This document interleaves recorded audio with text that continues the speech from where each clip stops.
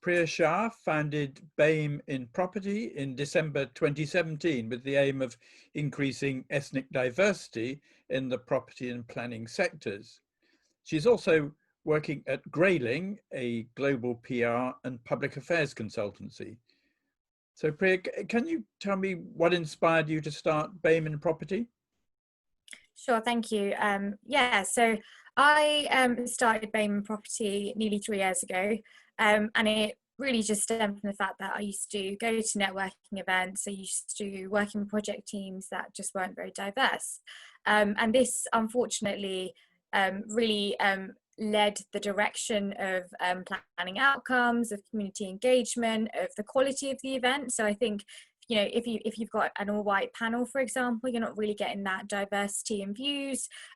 Sometimes the events that I went to didn't even have females in the panels, and you know, you would have thought that we would have been quite forward-thinking in that respect, certainly on the gender balance side. So it was certainly very disappointing to see, and I also found it very intimidating going to events and just not being able to kind of socially interact with people who just weren't from a similar background to me. So I think, you know, there is a certain type of person that goes to a certain type of event. So those you know, who might go who might have been to Reading real estate, for example, enjoy skiing, enjoy drinking after work, not necessarily things that I do. I've never been skiing in my life. I didn't do a real estate degree. I did politics. So I'm more of the kind of social sciences path. And obviously my thinking is different. And I've grown up in the inner cities of Harrow, which is one of the most diverse boroughs in London, if not the whole of the UK. So that has really shaped my perceptions and how I view the built environment industry.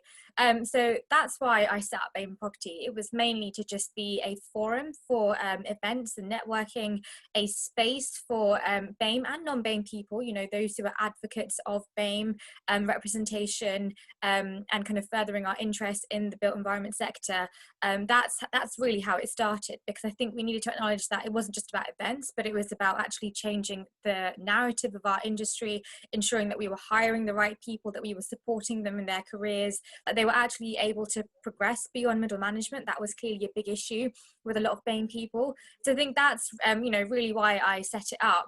However, over the last 3 years, it's really grown, you know, hugely. It's probably one of the leading networks in the industry. It's got over, you know, 500 members. There's, you know, partners from Estates Gazette to the London Property Alliance. We've also partnered with New London Architecture, which is fantastic as well. So I've done some events with the NLA. So it has really grown, and it's more kind of evolved into supporting companies through consultancy, lunch and learns. You know, we kind of support with research, and we advocate quite important issues. So one of the big things that I've been campaigning for is ethnicity pay gap reporting, which is not only important because it's obviously really important to pay people fairly for the work that they do, but it obviously, you know, helps with kind of shaping the image of the industry as well, and ensuring that we attract and hire the right people, because they can see that this is an industry committed to equal pay and, you know, kind of treating people fairly as well.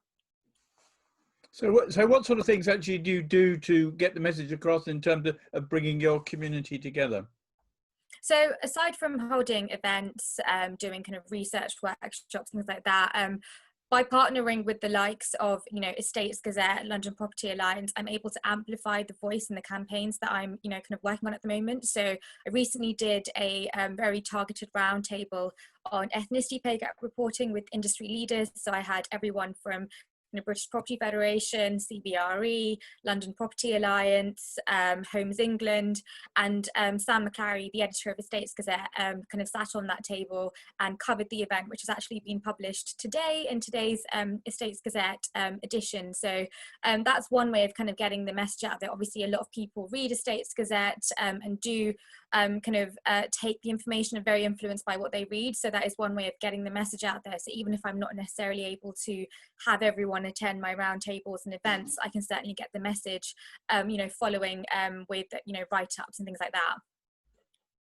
So you've obviously been very successful in getting people together, and clearly some things that have been happening in recent months have made this a much more high-profile issue. So what are your aims for the future? obviously the COVID pandemic has highlighted the diversity in our flexible working. It has been great and beneficial for some people. Doesn't necessarily work for everyone, especially if you're living in a kind of multi-generational household, which is very common for BAME people, or if you've got caring responsibilities, again, very common for BAME people as well. So I think that's exposed that, and I think we need to think about the future of work and how it can work better for everyone, not necessarily those who want to work from home. Then I think there is the issue of kind of Black Lives Matter. Obviously, that's a movement that has really taken off this year. It's always been important, but I think it's particularly important this year with the pandemic and kind of everything else that has been going on. So I think with that in mind, more and more companies are thinking about their ESG and their social responsibility and what they need to do to ensure that their Black employees are really supported in the workplace. So it's not just about kind of helping them kind of mentally and emotionally, providing them with that support, but actually ensuring that that the burden of diversity groups and of teaching and educating their colleagues about Black lives does not fall upon Black colleagues. I think that's something which we really need to be conscious of, is like, we don't kind of ask them to do that when they're already kind of experiencing emotional distress. So that's something that I'm really encouraging companies to do.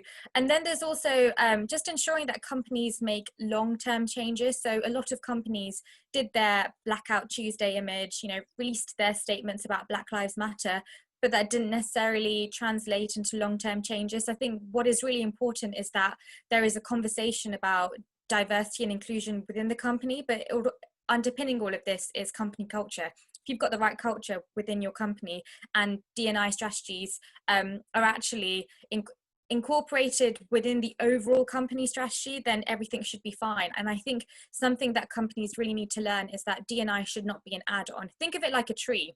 D&I has to be in the roots for it to really kind of guide and nourish every aspect of your company. But if it's just one branch, then if that branch fails, then everything else, it won't necessarily work. So I think what is really important is that companies are thinking about it more holistically and are taking a bit more time to really think about how they want to make some long-term changes. So it's just BAME Property's role is there to support them with that through the lunch and learns, through workshops, through ad hoc consultancy, and just making sure that they are making the right decisions. We're not here to write company strategies.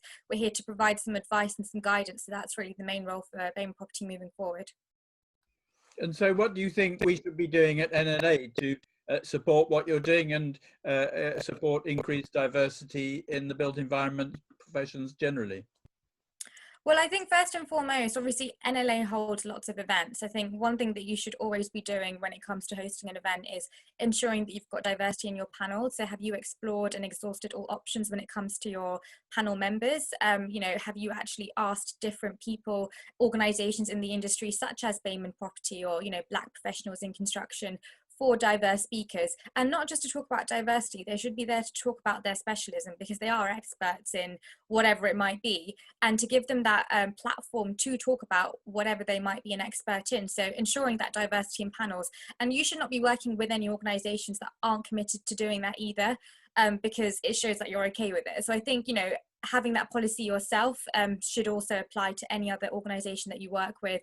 I think, ensuring that your attendance is as diverse as possible. So if it's an invite only event, then make sure you're inviting people from, all corners of the industry, young, old, the veterans, you name it. But I think getting that diversity in demographic is just as important as getting that diversity in thought.